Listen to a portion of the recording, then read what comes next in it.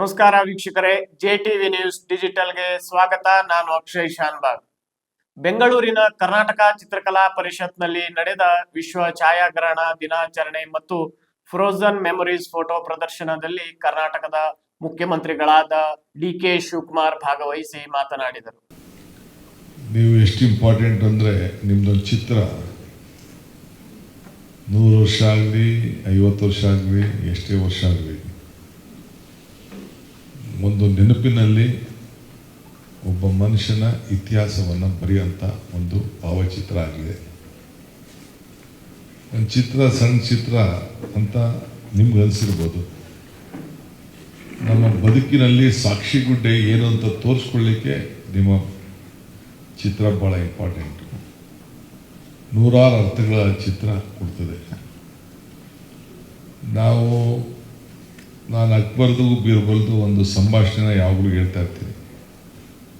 ಕಿವಿಗೂ ಕಣ್ಣಿಗೂ ಎಷ್ಟಪ್ಪ ದೂರ ಅಂದರೆ, ಅವನು 4 ಬೆರಳು ಸ್ವಾಮಿ ಅಂತ ಹೇಳ್ತಾರೆ ಬೀರ್ಬಲ್. ಸತ್ಯಕ್ಕೂ ಸುಳ್ಳು ಎಷ್ಟೇ ದೂರ ಅಂದರೆ, ಅವನು 4 ಬೆರಳು ಅಂತೇಳಿ ಬೀರ್ಬಲ್ ಅಕ್ಬರ್ಗೆ ಹೇಳ್ತಾರೆ. ಹಂಗೆ ಕಿವಿಲಿ ಕೇಳೋದೆಲ್ಲ ಸುಳ್ಳು, ಕಣ್ಣಲ್ಲಿ ನೋಡೋದೆಲ್ಲ ಸತ್ಯ ಅಂತ. ಹಂಗೆ ನೀವು ಏನಿದೆ ಆ ಕಣ್ಣಲ್ಲಿ ನೀವು ಅದನ್ನು ತೆರೆದು ಜನರು ಮುಂದೆ ಇರ್ತೀವಿ.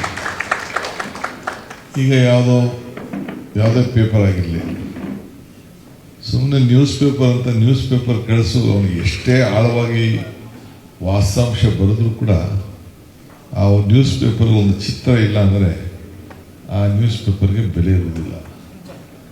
ಅದಕ್ಕೋಸ್ಕರನೇ ಇವತ್ತು TV ಮಾಧ್ಯಮ ಇಷ್ಟು ದೊಡ್ಡ ಕಾಂಪಿಟೇಟಿವ್ ಆಗಿ ಬೆಳೆದಿದೆ. ಅದಾದಮೇಲೆ ಇನ್ನೂ ಮುಂದಕ್ಕೆ ಹೋದರೆ ಸೋಷಿಯಲ್ ಮೀಡಿಯಾನು ಬೆಳೆದಿದೆ. ಏಕೆಂದರೆ ಆ TV ಏನು ಚಿತ್ರಗಳನ್ನು ಕಣ್ಣಲ್ಲಿ ನೋಡ್ತಾರೆ ಅದನ್ನು ಜನ ನಂಬ್ತಾರೆ. ಹಂಗೆ ನೀವು ನಂಬಿಕೆಗೆ ಒಂದು ದೊಡ್ಡ ಸಂದೇಶವನ್ನು ಕೊಡುವಂಥ ಜನ. ನೀವು ನಂಬರ್ ಕಡಿಮೆ ಇರ್ಬೋದು, ಆದರೆ ನಿಮ್ಮ ವೀಕ್ಷಕರಿದ್ದಾರಲ್ಲ, ನೀವು ಬರೀ 40 ಜನ ಇರ್ಬೋದು, 100 ಜನ ಇರ್ಬೋದು, 4,000 ಜನ ಇರ್ಬೋದು ರಾಜ್ಯದಲ್ಲಿ, ಆದರೆ ನಿಮ್ಮನ್ನು 7 ಕೋಟಿ ಜನ ನೋಡ್ತಾರಲ್ಲ. ಇದಲ್ಲದೆ ಇಡೀ ವಿಶ್ವಕ್ಕೆ ನಿಮ್ಮ ಸಂದೇಶ, ನಿಮ್ಮ ಭಾವಚಿತ್ರ, ನಿಮ್ಮ ತರದಂಥ ಚಿತ್ರ ಎಲ್ಲ ನೋಡ್ತಾರೆ. ಹಾಗೆ ನಿಮ್ಮ ಕ್ಯಾಮ್ರಾ ಮೇಲೆ ನಂಬಿಕೆ ಇದೆ, ನಮಗೆ ನಂಬಿಕೆ ಇದೆ. ನಾನು ಕೂಡ ಮಾಧ್ಯಮ ಲೋಕದಲ್ಲಿ ನಿಮ್ಮ ಪ್ರತಿಯೊಂದು ಕೂಡ ಏನು ಶ್ರಮಪಟ್ಟು ಒಂದೊಂದು ನಿಮ್ಮದೇ ಆದಂಥ ಒಂದು ವಿಚಿತ್ರ ನಾನೊಂದು ನೋಡಿದೆ. ಅಲ್ಲಿ ಒಂದು JCB ಪಕ್ಕದಲ್ಲಿ ಒಂದು ಲೆಪರ್ಡ್ ಇದೆ. ಎಂಥ ಚಿತ್ರ ಅದು ಸಣ್ಣದಾಗಿ ಯಾರು ಕೂಡ ಅದನ್ನು ಆಲೋಚನೆ ಮಾಡಲಿಕ್ಕೆ ಸಾಧ್ಯ ಇಲ್ಲ. ನಮ್ಮದೆಲ್ಲ ಬಿಡಿ, ಅದು ಬೇರೆ ವಿಚಾರ.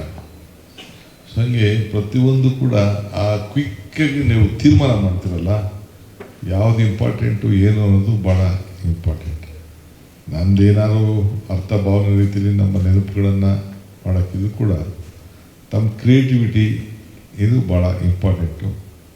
ನಿಮ್ಮ ಬೇಡಿಕೆನ ಈಗಾಗಲೇ ಗುಳಿಗೌಡರು ತಿಳಿಸಿದ್ದಾರೆ, ನೀವು ನನಗೆ ಹೇಳಿದ್ದೀರಿ.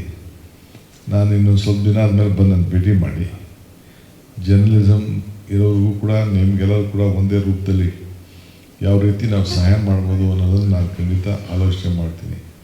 ನನಗೆ ಅರಿವಿದೆ ನಿಮ್ಮ ಪ್ರಾಬ್ಲಮ್ಸು ಏನು ಅಂತ ಹೇಳೋ ಕೂಡ ಅರಿವಿದೆ. ಸೊ ಅದರಿಂದ ನಾನು ಏನು ಚರ್ಚೆ ಮಾಡಿಬಿಟ್ಟು ಲೀಗಲ್ ಫ್ರೇಮ್ವರ್ಕಲ್ಲಿ ನಿಮ್ಮನ್ನು ಯಾವ ರೀತಿ ಸಹಾಯ ಮಾಡಲಿಕ್ಕೆ ಸಾಧ್ಯನೋ ಅದನ್ನು ಖಂಡಿತ ನಾನು ಮಾಡ್ತೀನಿ. ಇಷ್ಟು ಮಾತ್ರ ಈ ಸಂದರ್ಭದಲ್ಲಿ ಹೇಳಿ, ಸೊ ನಿಮಗೆ ನಮ್ಮ ಮೀಡಿಯಾವರು, ಎಸ್ಪೆಷಲಿ ನಮ್ಮ ಪೊಲೀಸವರು ನಿಮಗೆ ಬೇಕಾದ ಕಿರುಕುಳ ಕೊಡ್ತಾ ಇರ್ತಾರೆ, ಎಳ್ದು ಬಿಸಾಕ್ತಾ ಇರ್ತಾರೆ, ಕ್ಯಾಮ್ರಾಗಳೆಲ್ಲ ಹೊಡೆದೋಯ್ತವೆ, ಹಿಂದಕ್ಕೆ ನಡೀತಾ ಇರ್ತೀವಿ, ಬಿದ್ದೋಗ್ಬಿಡ್ತೀರಿ, ಕೈ ಕಾಲೆಲ್ಲ ಮುರಿದೋಯ್ತವೆ, ಕ್ಯಾಮ್ರಾಗಳು ಮುರಿದೋಯ್ತವೆ.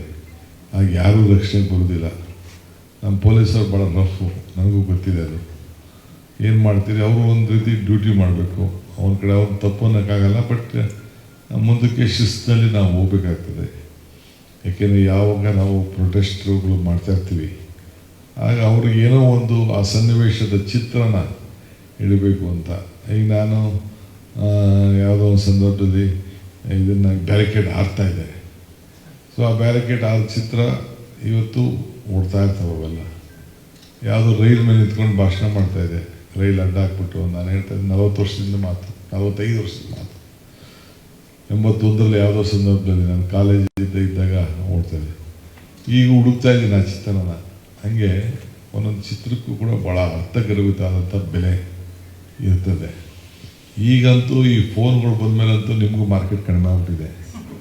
ದೊಡ್ಡ ದೊಡ್ಡ ಫೋನಿಂದನೇ ಎಲ್ಲ 2 ನಿಮಿಷಕ್ಕೆ ಆ ಕ್ಯಾಮ್ರಕ್ಕೆ ಬೆಲೆ ಹೋಗ್ಬಿಟ್ಟಿದೆ. ಅದು ಒಳ್ಳೆ ಫೋನ್ ಬಂತು ಅಂತಂದರೆ 10,000 ಫೋನಿಂದ ಹಿಡಿದು 1.5 ಲಕ್ಷ ಫೋನು ವಿವಿಧ ರೀತಿ ಅಲ್ಲೇ ಟೈಪ್ ಮಾಡಿ ಅಲ್ಲೇ ಮೆಸೇಜ್ ಕೊಟ್ಟು ಫೋಟೋನು ಕೊಟ್ಬಿಟ್ಟು ಅಷ್ಟು ಕ್ಲಿಯಾರಿಟಿ ಬಂದ್ಬಿಟ್ಟಿದೆ. ಅಂದರೆ ಟೆಕ್ನಾಲಜಿ ಬೆಳೀತಾ ಇದೆ.